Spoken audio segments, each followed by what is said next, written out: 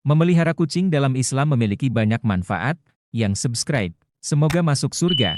Mengikuti teladan Rasulullah, beliau menyayangi kucing dan memperlakukan mereka dengan baik, mendapat pahala. Merawat dan memberi makan kucing adalah bentuk kebaikan yang berpahala, dijauhkan dari azab. Menelantarkan kucing bisa mendatangkan dosa, seperti dalam hadis tentang wanita yang masuk neraka karena menyiksanya.